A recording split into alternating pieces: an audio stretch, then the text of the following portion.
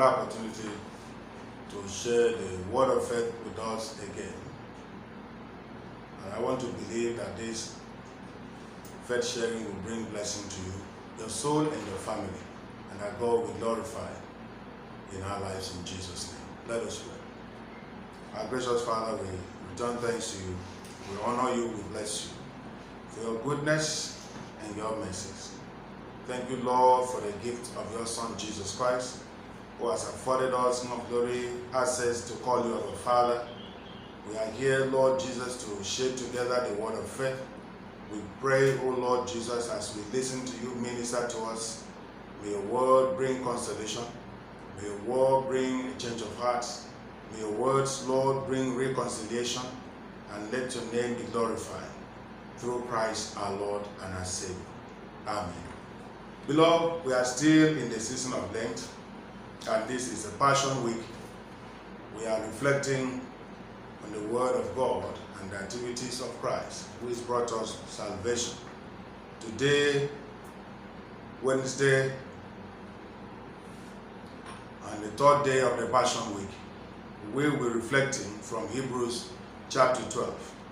I'll read from verse 1 to 12. We have around us many people who live, tell us what faith means. So let us run the race that is before us and never give up. We should remove from our lives anything that will get in the way and the sin that so easily hold us back. Let us look only to Jesus, the one who began our faith and who makes it perfect. He suffered death on the cross, but he accepted the same as if it were nothing, because the joy that God puts before him. And now he is seated at the right hand of God's throne. Think about Jesus' example. He held on while wicked people were doing evil things to him. So do not get tired, and don't stop trying to do good. Beloved, the people of this era, within the context of Hebrews chapter 12, were faced with a very serious persecution. And so they needed a word of encouragement that would give them the strength to go through their persecution. They were seriously tormented, just the way it's happening in the church today. That the situation we are facing in the world has caused the place of worship to be shut down. But other places where some businesses are going on are still going on. It may not be a direct attack, but you know what the world power is intending with their subtle nature, always seeking for a way to make sure that the Church of Christ is not operating. It is no more news that even in China, the president has ordered that the picture and the image of Jesus Christ should be removed from everywhere. And if you don't remove it, the government supply will not come to you. And so the Christians in the context of Hebrews face this kind of persecution, because the kingdom of darkness till tomorrow will still want to fight against the church, to subdue and to make sure that the church of God is not marching forward. But I want to reassure us that the gate of hell shall never prevail in the name of Jesus Christ.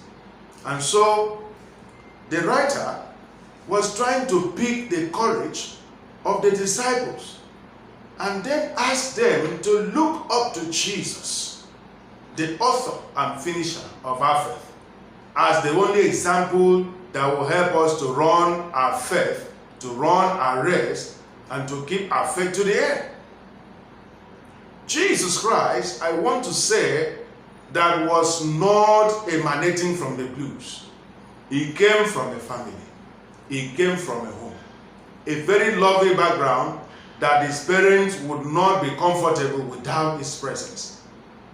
That when they go out and everybody return home without him, they will need to go back and look for him. let me say that he had all the experience that we are all going through. A very lovely family that would not go to sleep without the presence of their child.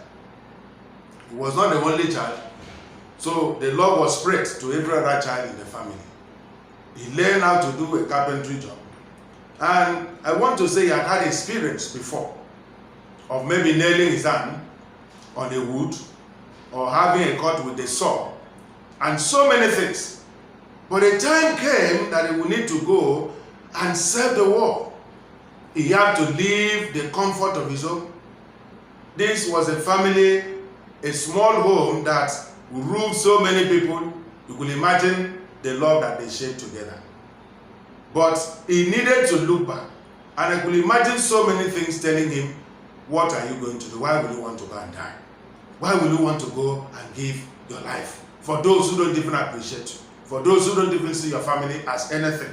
For Christ, knowing very well what he came for, decided to go out, abandoning all the comforts, even the beauty of his throne. He came down in the form of a man and then laid down his life. And so the people were encouraged that if we must run this race successfully, we have to look up to Jesus as an example. Beloved, there are so many things that interest us in the world. Maybe the beautiful house that God has given to us, a good background, and the beautiful electronic gadgets that give us comfort. You don't need to carry a big television about in the street and big radios as it used to be in those days. Now with your little gadget as little as phone, a handset, you can connect anywhere, watch movies and all that. All these are all things that make us to laugh about. But the most important thing is our services to God. The most important thing is our love to Christ. The most important thing is the responsibility that God has given to us, because every man created by God is saddled with a responsibility, and without following Jesus as an example, you will easily be distracted. And so the writer addressed the people in Hebrews and tell them, let us try as much as possible to do away with those sins that has taken hold of us, that when we try to come out, that when we try to do the right thing, it will always bring us down. And I want to say, Christ looked beyond the pains. He saw it, he knew everything, he knew where it will end, but the beautiful thing was a crown that was ahead of him.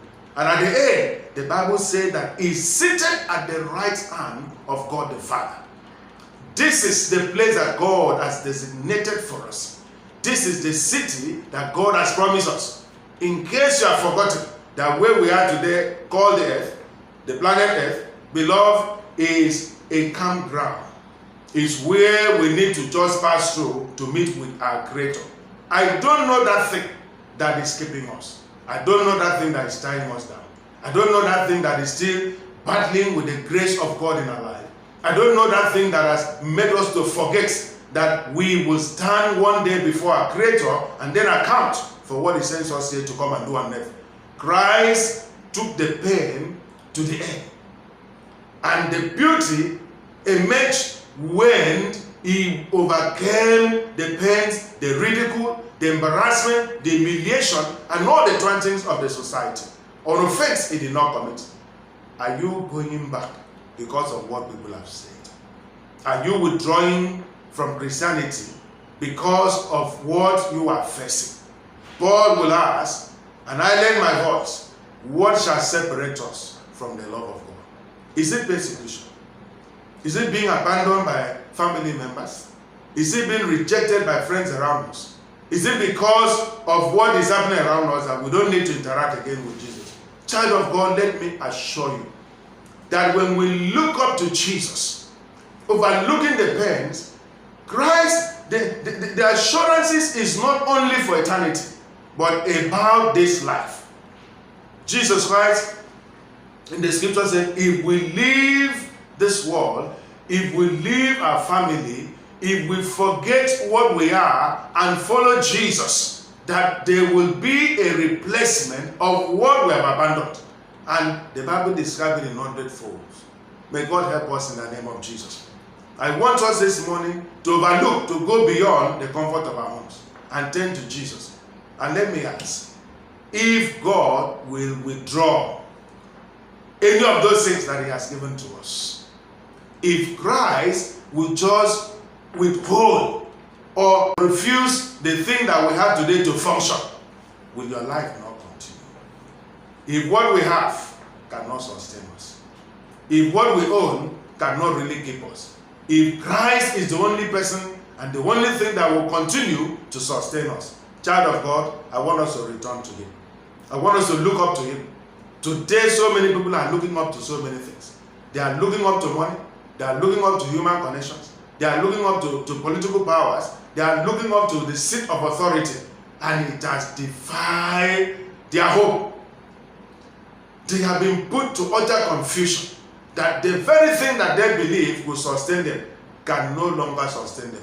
And so why don't we return to God? I appeal to us as we reflect on this Lent. Let us make Jesus our example. Let us look up to him.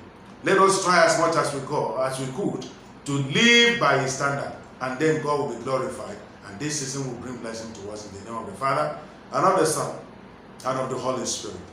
Lord Jesus, pray for those who listen to these words, and we ask, oh Lord Jesus, that whatever has been the sin that keeps them bound, whatever has been the thing that is dragging them, is it the economic situation of the nation?